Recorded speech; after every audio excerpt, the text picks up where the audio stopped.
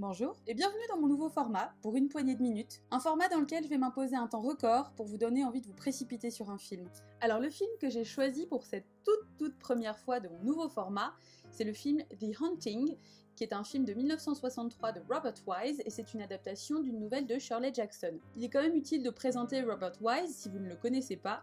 C'est quand même à lui qu'on doit Le jour où la Terre s'arrêta, et à qui on doit West Side Story. Ce sont deux films qui sont extrêmement différents l'un et l'autre, mais que je vous conseille vivement parce que ce sont de véritables classiques. Dans ce film-là, il sera absolument pas question ni d'extraterrestres, ni de guerre des gangs, puisqu'en fait, on va être dans un huis clos extrêmement angoissant, sous la forme d'une étude parapsychologique.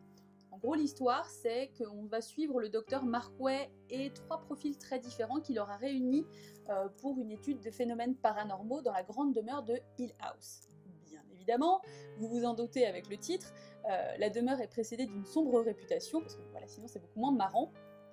D'ailleurs, en français, la traduction c'est la maison du diable, puisque bon, on n'aime pas tellement la subtilité en France. Je suis pas extrêmement d'accord avec ce titre-là, mais en tout cas, c'est assez évocateur. Alors vous vous demandez sans doute pourquoi ce film et pas un autre ? Bien tout simplement pour la finesse des sensations qu'il procure. The Haunting, c'est une démonstration d'ambiance si efficace qu'on est aux aguets dès les premières minutes, l'oreille tendue et l'œil alerte, un peu comme quand on se promène la nuit. En résumé, notre imagination est en ébullition constante. Et c'est ça le principal tour de force de Robert Wise dans ce film. Nous guider brillamment pour laisser notre cerveau à vide faire tout le travail, guettant le moindre signe pouvant confirmer ou infirmer nos peurs les plus profondes. Il va le faire grâce à trois axes principaux. Par la mise en scène d'abord. Dynamique et lancinante à la fois, elle accompagne parfaitement le séjour des protagonistes.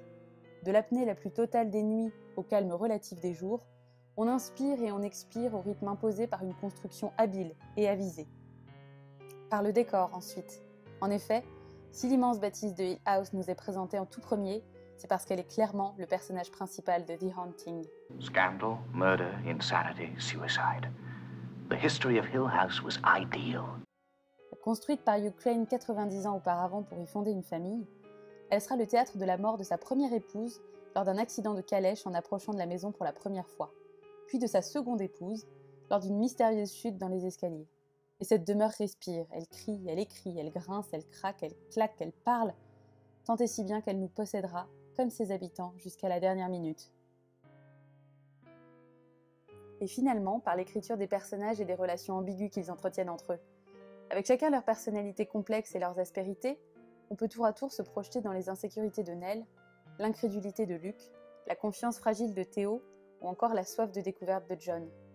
Robert Wise tisse méticuleusement une toile qui nous capture lentement mais sûrement jusqu'à nous pétrifier. In the night. In the dark.